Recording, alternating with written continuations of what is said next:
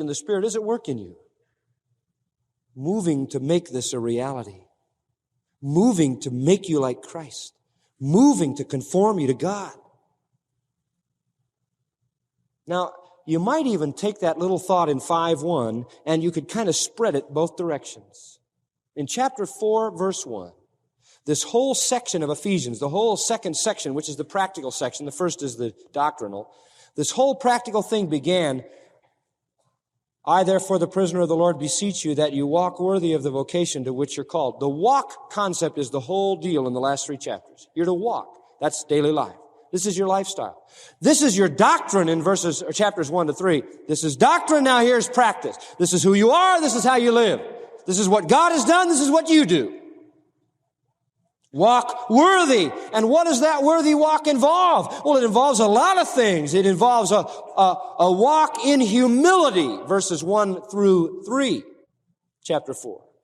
It involves a walk in unity, verses 4 through 16, chapter 4.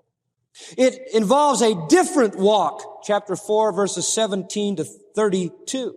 Different. Not like the world. Look at verse 17. You walk not as other Gentiles walk. So it is a humble walk. It is a unity walk. It is a different walk. And now in chapter 5, it is a love walk. And then in verse 8, it is a light walk. And then in verse 15, it is a wisdom walk. And then in verse 18, it is a spirit walk. And then in chapter 6, verse 10, it is a warfare walk. See? In other words, he's simply delineating different elements of the walk. But at the heart of it all, I just love this, right at the heart of it all, is this beautiful phrase, be imitators of God.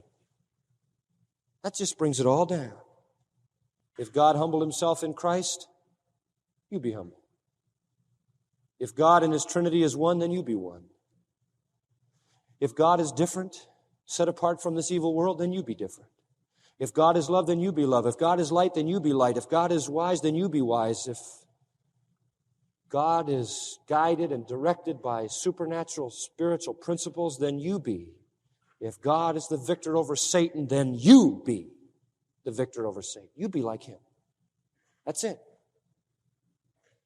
Do you ever stop to think about everything you have in Christ? It's incredible. It's incredible what Christ has given us. First 3 chapters, let me remind you. They tell us these things. We have a new standing before God, a new life, a new righteousness, a new Father, a new inheritance, a new citizenship, a new master, a new freedom, a new victory, a new security, a new peace, a new unity, a new fellowship, a new joy, a new spirit, a new power, a new ability, a new calling, a new purpose, and a new love. That's a lot of new stuff. And that's all ours in Christ. And you can't help but see this concept of love woven through the first 3 chapters. It's in chapter 1. In love, having predestinated us. It's in chapter 2. Why did he show us mercy? For his great love, wherewith he loved us. It's in chapter 3, to know the love of Christ which passeth knowledge. See, woven through the whole deal. Our whole position is predicated on God's love. And if this is true, he says in chapter 5, you better walk in love. This ought to be characteristic. In fact, other places in the Bible tell us love is the key to everything, right? And now abideth faith, hope, love, and the greatest of these is what? Love. Love is the greatest. So we are to walk in love. Now I want to show you 4 points out of these 7 verses. 4 points: the plea, the pattern, the perversion, and the punishment. We see here a plea, a pattern, a perversion, and a punishment, and then a final warning. So we say the first 2 points are positive and the second 2 points are negative. Verses 1 and 2, very positive. Verses 3 to 6, very negative. Verse 7, a warning. The plea, first of all, verses 1 and 2a. Be ye therefore children, or rather followers of God, mimics of God, as dear children, and walk in love. Stop right there. There's the plea. The plea is for us to live a love life. The plea is simple. Look at verse 1 now.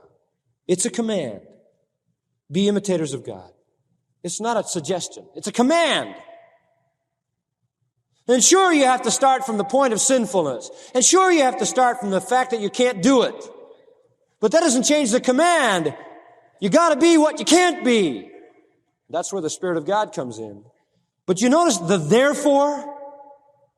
What is the therefore? To take you backwards. Now watch what it's going to show you. Verse 31.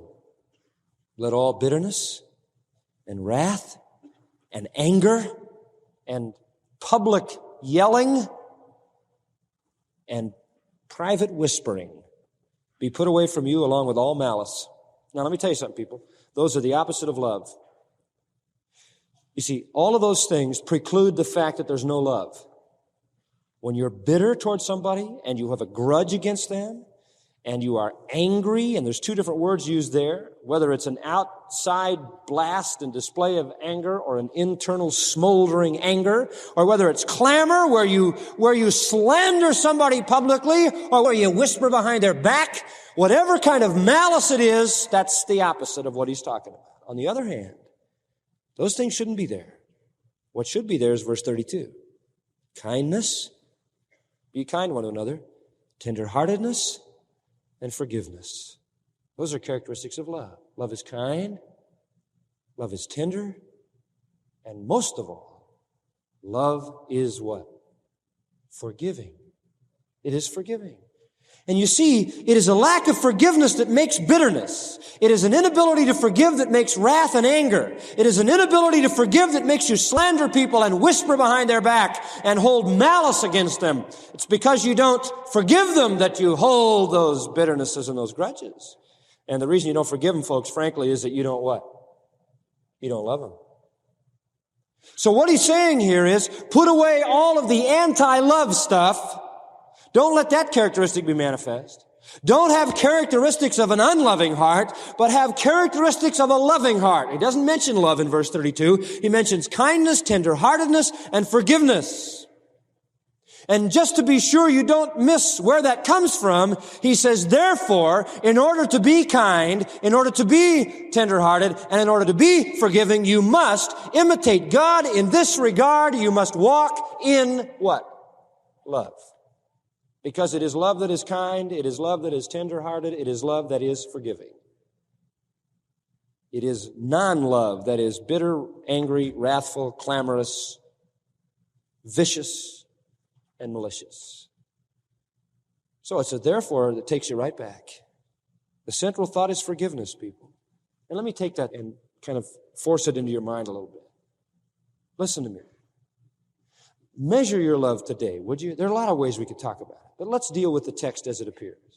Measure your love today by the thought of forgiveness, will you? Because